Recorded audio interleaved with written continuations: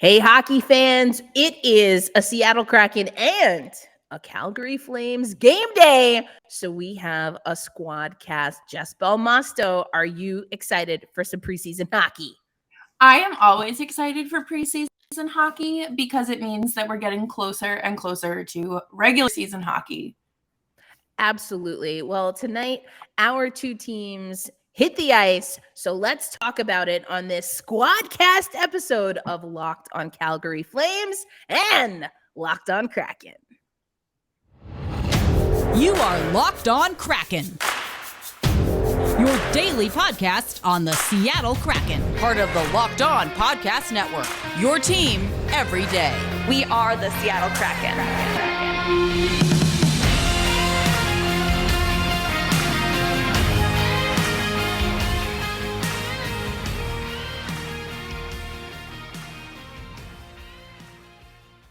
Thanks as always, hockey fans, for listening to us here at Locked On. We, of course, are your hosts, Jess Belmosto of Locked On Flames, and I am your host of Locked On Kraken, Erica L. Ayala. Thanks as always for making us your first listen of the day, and we are excited. At the time of recording this, we don't have the rosters for tonight's matchup just yet, Jess. But before we get into that, we're going to have some predictions a little bit later in this Squadcast episode. Let's talk about how preseason has been going. We'll start with you. What have you seen from Calgary? What are some of the takeaways so far through 4 matches for the Calgary Flames? You know, I think that it's safe to say that this team is a lot more mature than they were last year, and that pains me to say as a Johnny Gaudreau sympathizer, a Johnny Gaudreau apologist. But I think that there has been a serious upgrade on the left wing to Jonathan Huberdeau, and his leadership is unmatched in this locker room already. And on the ice, it's been nice to see a lot of the AHL rostered guys kind of break into their own and start to really show their potential as no longer being baby Flames, but making that jump to the NHL. I love that. Baby Flames. Yeah, my little baby Flames. Yeah, little kindling, right? You know, just a little spark, little flitter in the eye. Yeah, they're not the Wranglers to me. They're baby Flames. Oh my goodness, I love that. It's interesting to hear because the Seattle Kraken, and I know we talked about this in the offseason, we were making a lot of moves. We spoke right before a lot of the moves kind of became more clear for Calgary, I think. And so it was like, what is this team going to look like? That's always the question, right? In the offseason, especially as moving parts are moving. But I think for Seattle, we also have upgraded, which is what we needed to see. I would have liked us to be a little bit more aggressive, but I am leaning into that this is going to be, we're still early in the process, but the fact that we've made gains is a good thing. I think we have established leaders on this squad and have only supported them even more with some of the players that we have seen hit the ice. Oliver Bjorkstrand and Justin Schultz already. We're seeing that special teams, first of all, is like a thing that people are focused on this year. So you love to see it. And then also it's a more competitive camp for us. You've got guys like Daniel Sprung fighting for a job. You know, we've been talking a lot about what does that mean for Alexander True. I mean, Jonas Donskoy is kind of coming under some heat. Even from our new guy in the booth, Eddie Olczyk is like, shoot the puck, literally on his first broadcast in the preseason. He's like, shoot the puck. And I was like, well, I mean, he's not lying. So Yeah. Wasn't he one of the only Kraken without a goal for like the longest time last season? Forever. Yes. Oh, yes. And so I think Eddie's like, bro, like, get your life. I mean, As we rightfully all are. so. Yeah, as we all are. So but that being said, I think that we have some work to do. Obviously, it's still the preseason. We don't have what that final roster is going to look like. But also for us, of course, Jess, as you know, coming out of the draft in particular from this year, all eyes on Shane Wright and really Maddie Beniers as well. Yeah. I've said it a few times. I was not too concerned about Maddie. I think he's looked good. Scored a goal for us already. Shane Wright did collect a point. I think, he didn't have 10 games like Beniers did. He doesn't have any NCAA experience like Beniers does. So not surprising. I think I was like, all right, let's let this 18-year-old breathe for a second, people. Right. Like, I think that's the biggest thing too, is that all of these players are at different points in their development. And you look at these young kids who are coming out like fresh out of the draft. Their last 2 years of experience and development, if you even want to call it that, was hindered and severely limited because of like this virus or something that's happening. Right. I don't know. Yeah. Global pandemic. Something like that. And I think that a lot of people are too quick to like jump the gun and say, this kid's a bust. Right. I'm sorry. Can you go out there with limited training and do your job right the first time? Yeah. But yeah, try being a woman. But anyway, we're gonna move on. On that note. You're not wrong. Yeah. No, I think it'll be fine. I wouldn't be surprised if we don't see Shane in the NHL this season, but it's also looking like they're really trying to place him in this NHL roster, which again, I'm fine with. I think it does make some difficult decisions a little bit lower down, the depth chart, if you will, but that's also a pretty good thing. So we're just going to have to see how it shakes out. But all right, Jess, coming up next, we're going to step away from our two teams just for a little bit and talk about just some overall hockey. So international hockey, women's hockey, and of course the NHL. What are some of the things that we're excited about? Because puck drop for the official Real Deal hockey season is coming up. We're going to talk about that. But now, Jess, let's talk about, we have a new sponsor here at Locked On NHL, and that's Simply Safe. The numbers don't lie. In the last decade, over 4 million people have chosen Simply Safe home security to protect their homes. You don't earn the trust of that many people without doing something right. At Simply Safe, your safety is the only thing that matters. And so they will protect your home with cutting-edge security technology powered by 24/7 professional monitoring agents who always have your back. So here is how you can get connected with Simply Safe. You can customize the perfect system for your home in just minutes at simplysafe.com/LockedOnNHL. That will save you 20% on your Simply Safe security system when you sign up for an interactive monitoring plan, and you will get your first month free. Again, visit simplysafe.com/LockedOnNHL to learn more. There's no safe like Simply Safe. Welcome back to our Squadcast, a crossover Locked On Flames and Locked On Kraken here for you. Turn it up on a Monday on a preseason game day. Jess Belmosto along with Erica Ayala. All right, Jess, we talked a little bit about our two teams, what we're looking at in the preseason, but let's step back for a little bit. Let's talk about what we're seeing in the greater hockey community that we're excited about. Let's start with you. What are some things that either you've seen or that you're excited that are coming up this 2022-23 hockey season?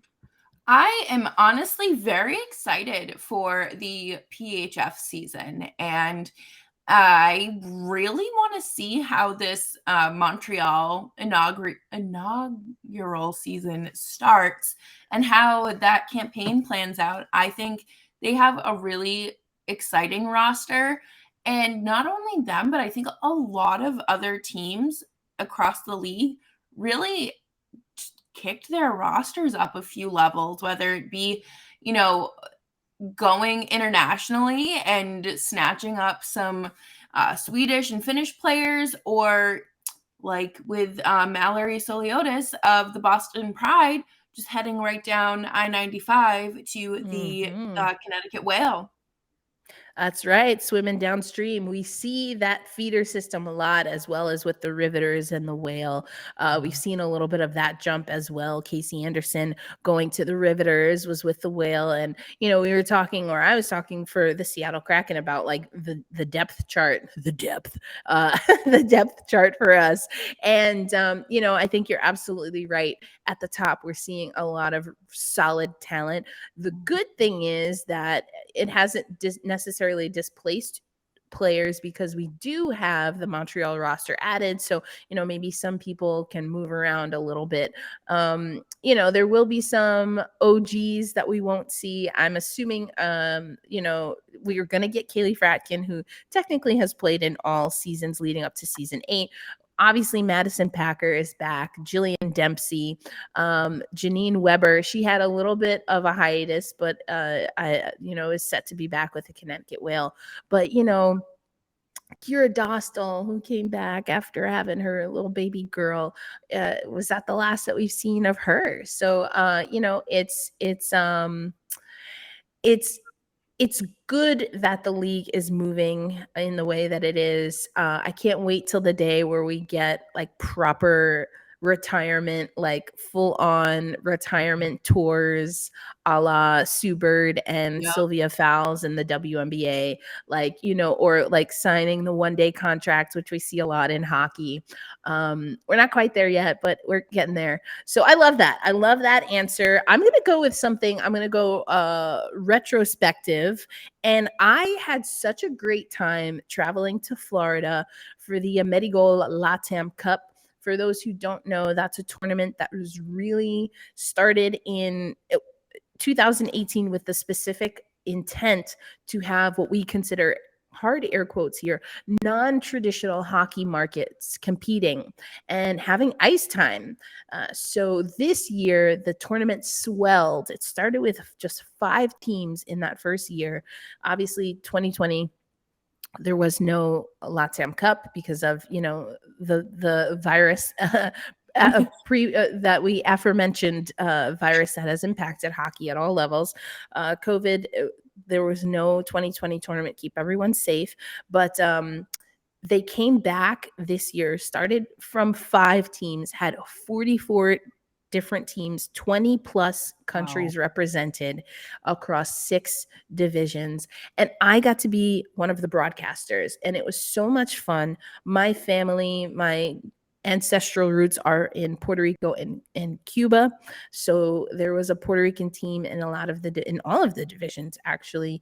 And it was just a lot of fun. We say, or the NHL likes to say, hockey is for everyone. The Amerigol LATAM Cup is sponsored by the NHL and NHLPA, but it's something that started independently. And the reason I used air quotes earlier is because hockey has always been for a lot of these non-traditional markets. It doesn't look like the NHL, but nothing does. The NHL is the NHL. And I am looking forward to the day, or the IHF for that matter. Mm-hmm. I am looking forward to the day where when we say hockey is for everyone, it means that we can enjoy hockey in all its forms, regardless of its proximity to the NHL or not.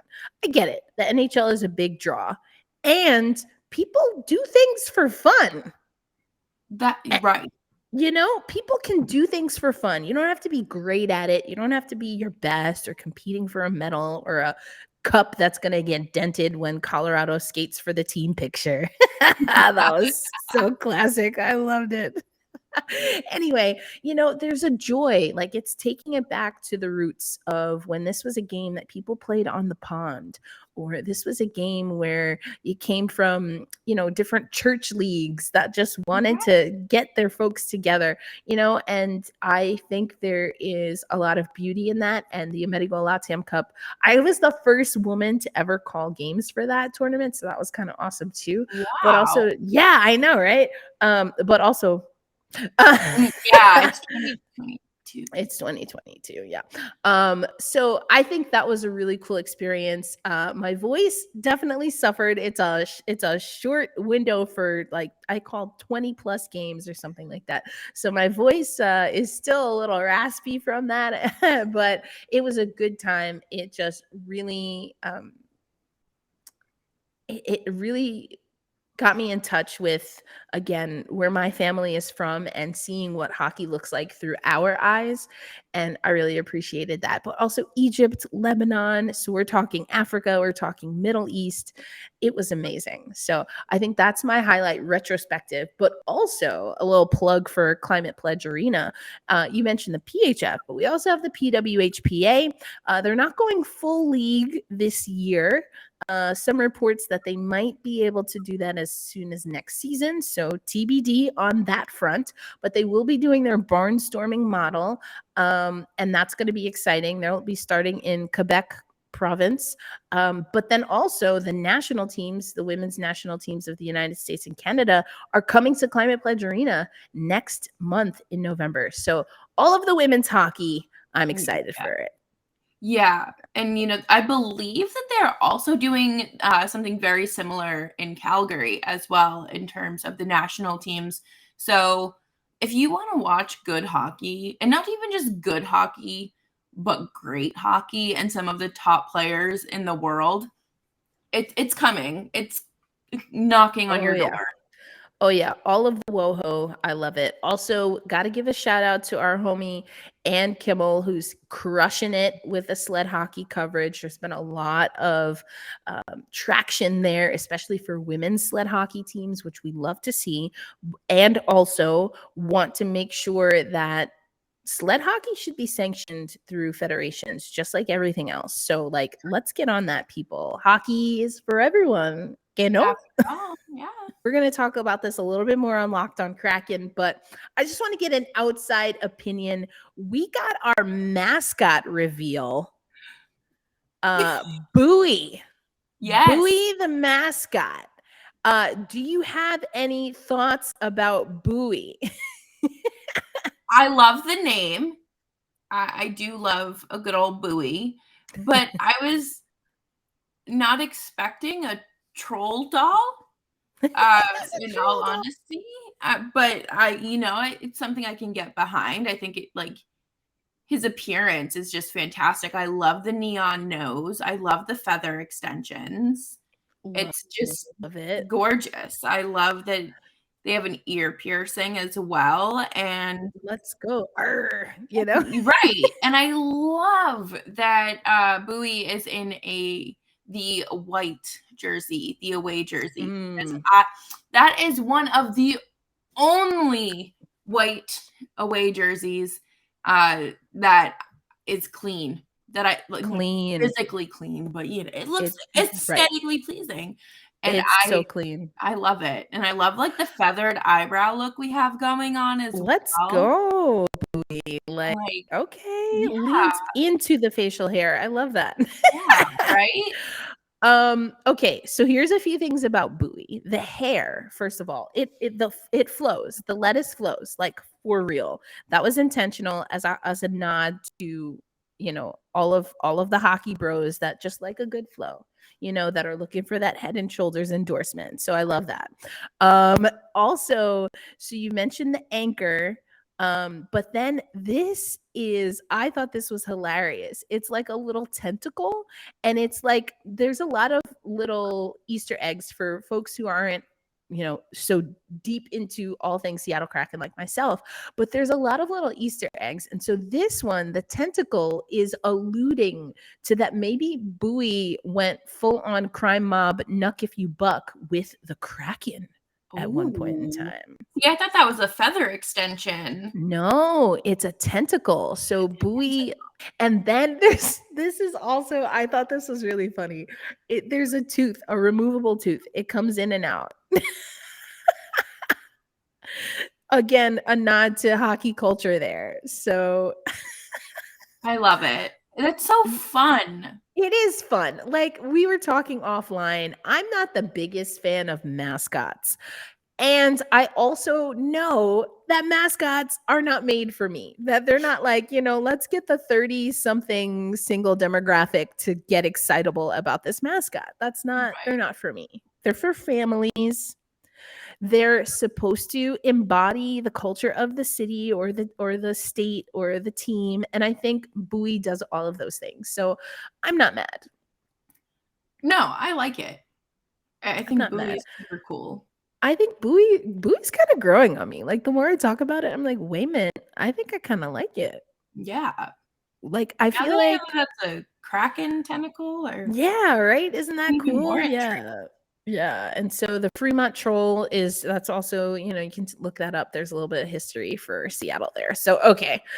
Now we have our thoughts, like most pressing thoughts. Obviously, that was super important. Had to get those out there. I mean, there's a new mascot in the NHL.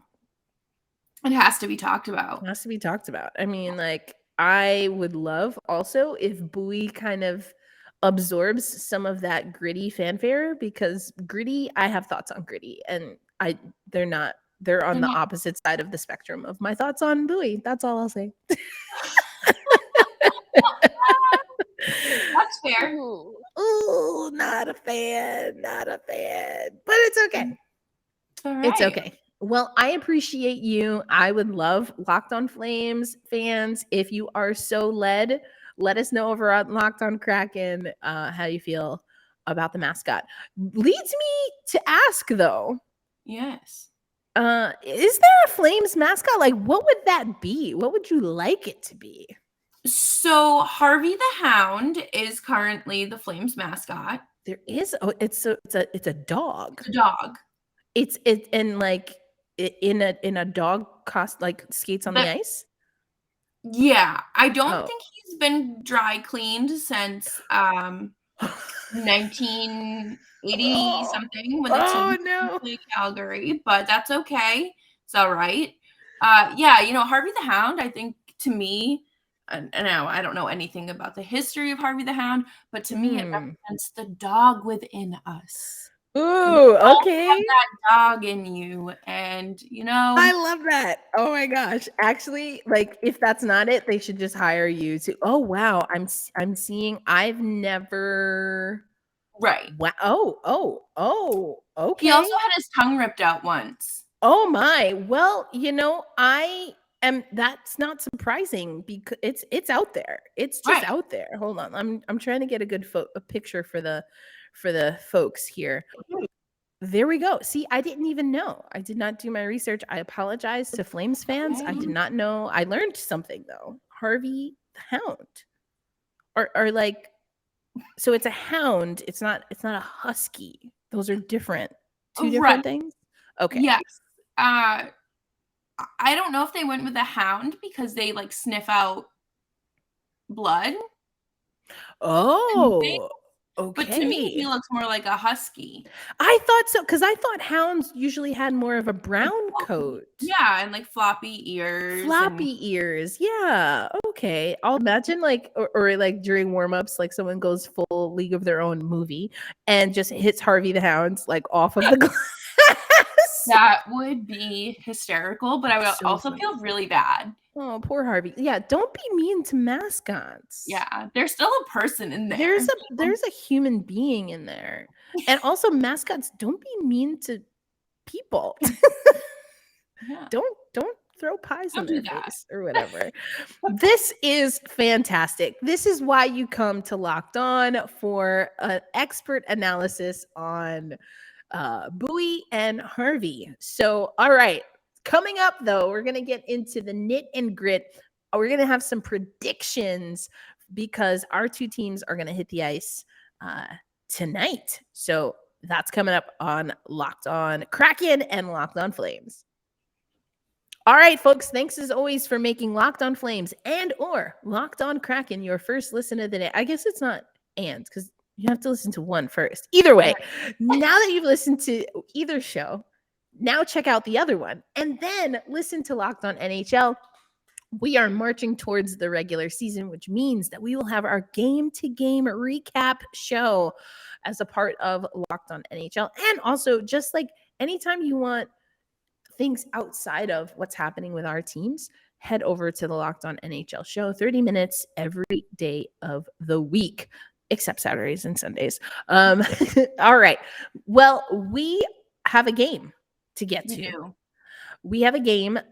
You know, I know everyone knows, but just as a quick little reminder, the Seattle Kraken got the win in our first matchup in the regular season. It was a shutout, just like all of our games have been so far. So, you know, just putting that out there. On September 27th, 3-0 win for the Seattle Kraken. You know, just looking quickly at some of these lines here, we both were not great on the power play. No. But I guess that means good for us because got things done on the penalty kill. And that's always great, especially I feel like there's a real emphasis. I can't talk, excuse me. Emphasis.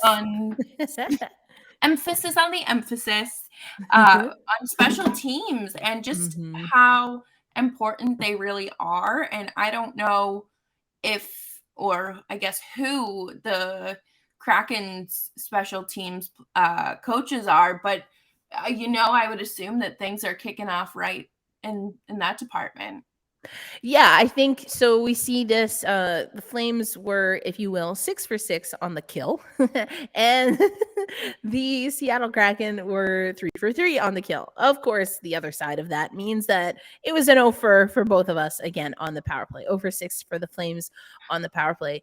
0 for 3 for the Seattle. Now, on the one hand, yes, special teams has been huge. I mentioned Justin Schultz on the kill in particular, but also on the power play. So I like what we're seeing on the kill, especially in our first 2 games. That includes this one against Calgary. We saw that Seattle was also playing an aggressive penalty kill, or as some might say, power kill, really wanting to establish possession. And honestly, that's how we're playing like all year, all gas, no brakes. And so I think that makes a lot of sense. If you have the puck, it's hard for the other team to score. That being said, wouldn't it be great if when we had the puck and we had the player advantage that we would score? So, yeah. You would think. You would think. It's just that simple. And just apparently not. Apparently it's really hard to, like, you get in your own way, I guess, is all I can think. Maybe you just push one guy outside of the blue line and let the others just go for it. I think, just like, you know, it will be like a faux even strength, but on the power play. And then it's like you have that reserve if you need it, but just like one dude's just like, I'm just gonna watch. I'm just gonna observe. Right. I'll be the foreman, make sure everything's handling itself. Right, like just stand towards the blue line and you know, just shuffle your feet so you're still moving. Yeah. I think that should be a thing. It should be a thing. Just like last year I said it should be a thing that instead of just like an easy pre-game skate, the Seattle Kraken needed to like go as if that was the first period, whatever their morning skate was, because we didn't never wake up until the second period. So if you know that, you get all of that out of the way hours before the game, and then maybe by puck drop, you'll be in a better situation. Like, I feel like logically that makes total sense. I mean, I definitely can see that working, but also working against them. Oh, absolutely. But the Flames kind of had the exact opposite. It's like they would just take a nap during the second period, or you know, like it would still be like effective hockey, but it wouldn't be too like turned up 100%. And you are just like, okay, what's happening? Yeah. Also, I feel like it needs to be said, which is also sad, but like, yes, we are 2 women. Yes, we talk about hockey. And yes, everything that I just said was an absolute joke. Come on. What's your prediction for this game? We don't know the roster yet. I'm assuming it's going to be more of an NHL ready roster. Those should drop at the time that we're recording later today for us. So what are your predictions for this game? Who do you think is going to win? And who do you think scores Calgary's first goal? I think it'll be Huberdeau. I think he's going to score their first goal. I really like what we've been seeing from him. And it just, again, it feels like there hasn't been any time sort of, time lost in terms of Gaudreau leaving.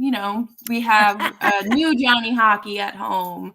But, I think that it's probably I'm going to call it a Daryl Sutter game. It's going to be like a 2-1 game.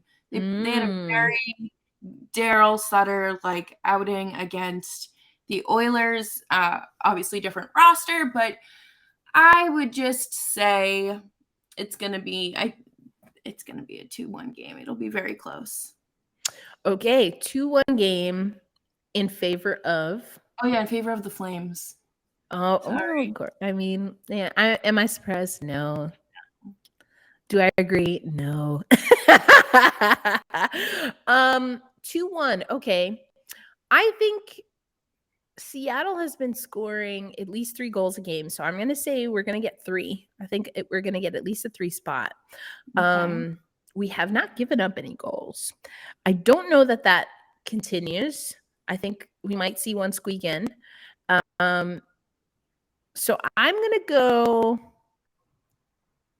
I'm trying to decide if I think 3-1 or 4-2 is more likely. I'm going to go 4-2. Okay.